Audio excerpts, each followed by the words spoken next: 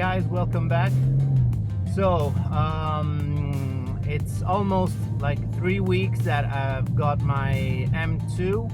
I'm still in the breaking in period, so I haven't pushed the car that much, at least not over like the 5,000 RPM, and not over as the BMW recommends, not over 170 kilometers per hour. But I can already tell you that even more than my previous car, this car has really two personalities. It can be a very good daily car, because when you put it in efficient comfort, it's very smooth. The ride is fantastic. So it goes very well over the potholes, bumps, so it absorbs all the road very well. But as soon as you put it in the sport setting, for the engine, the brakes, and the suspension, it totally changes.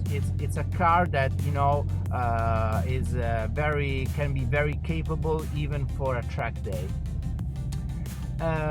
Other aspects about the car. So here it's winter now, and the conditions of the roads are terrible. So it's full of holes everywhere, and I'm already experiencing some chips, some small rock chips on the car, because the people are going over the potholes. Other drivers go over the potholes, and they're just throwing small rocks at the car. So I made a total PPF on the car, and it was an investment to do, but I think it's gonna be worth it, because it's going to protect the paint from all the rock chips, and especially when I'm going to start to track the car. I've already bought some rims. I didn't go for crazy expensive rims. I went for the usual Japan racing that I had also on my previous car. They work well, they're not so expensive, they had a nice design. They're not cast rims, but they are produced with like the it's called, I think, the flow forming technology. So it's not as good as fully forged rims, but they're much better also than the stock rims, because the stock rims on the M2 are they're not forged, they are cast. So they're even better than the stock rims, and they're not so expensive because I bought all the 4 rims, and with the standard size, the OEM size for the car, and they are around 1,700 euros. So when you go on more exclusive brands like OZ, for instance, OZ is a very famous Italian brand. They are much more expensive if you go for OZ. Of course, they're even better because they're fully forged. So that's the difference.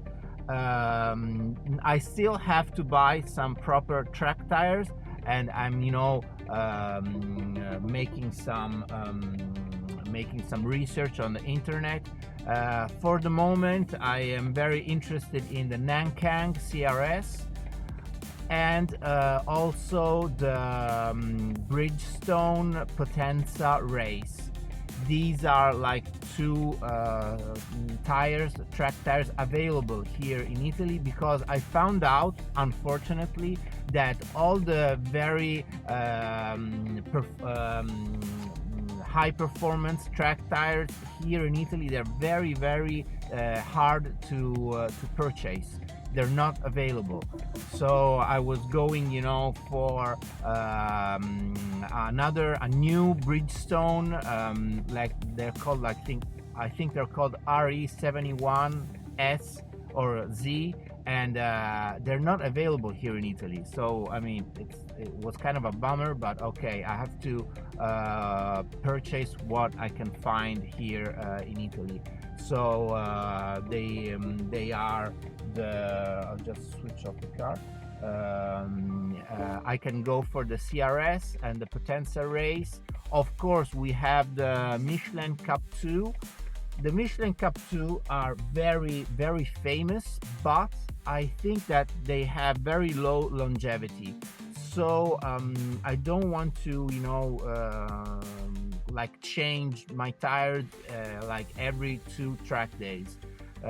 So I want something, you know, that is very sticky on the track, but also that can offer me some, you know, at least 3 or 4 track days. I mean, my track day is not going like all the day on the track doing hundreds of laps. I mean, usually I book like 2 turns, 2 sessions on a track day, and a session is around more or less, it's around like 10 laps. So my track day is about 20 laps. So I hope that at least the tire that I'm going to purchase will sustain at least, like, let's say 5 track days. So it should be something around 100 laps. I hope so. That's what I'm aiming for.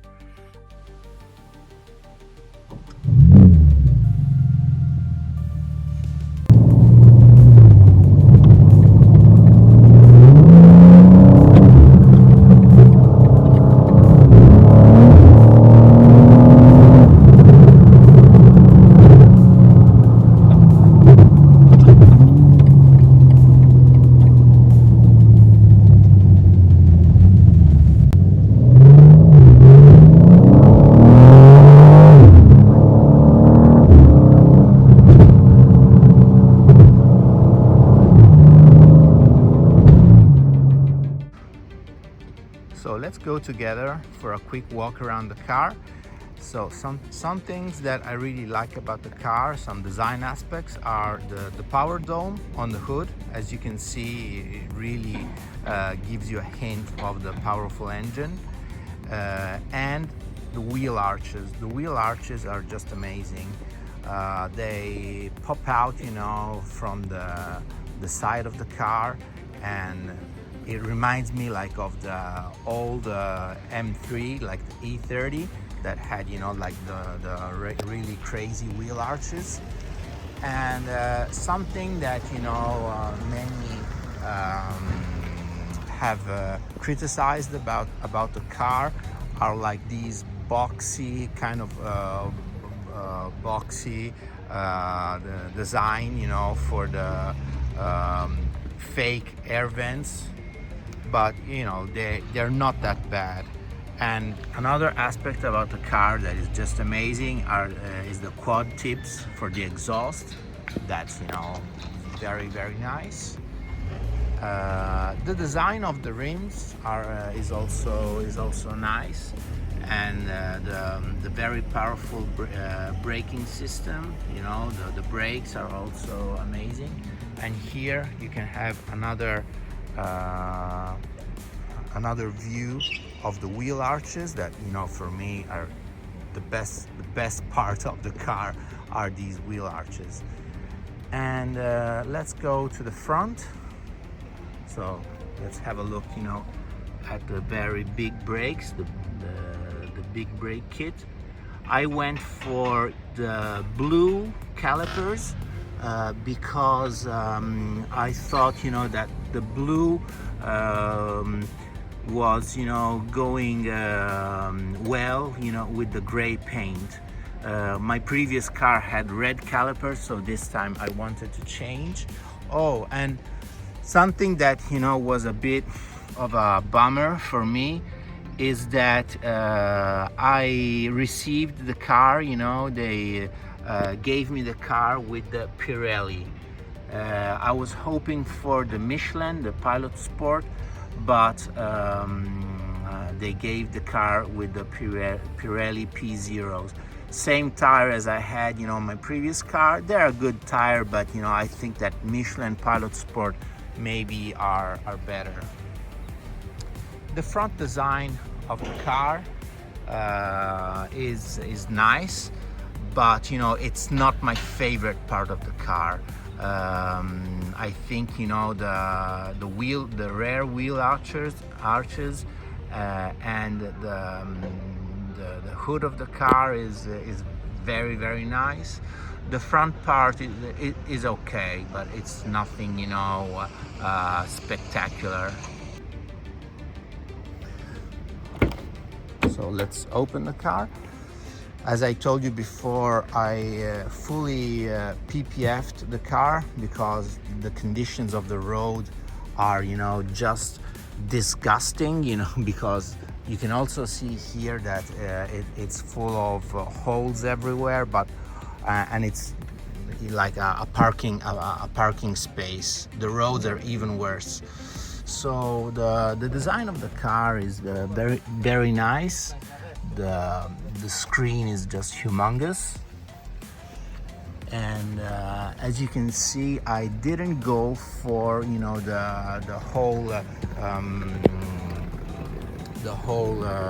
carbon interior trim, because the car as it is right now is around 70,000 euros. So I think that keeping the car at 70,000 euros is, you know, the sweet spot. You get, you know, all you need. You get a very high performance coupe without, you know, going towards the 100k. So that's that was my main goal, because as soon as you go around 100k, you can easily go for the CS. So the CS is on another level, because with the CS you have more power. The chassis is also fine-tuned, you know, for track use. So I think that the M2 should stay around 70k.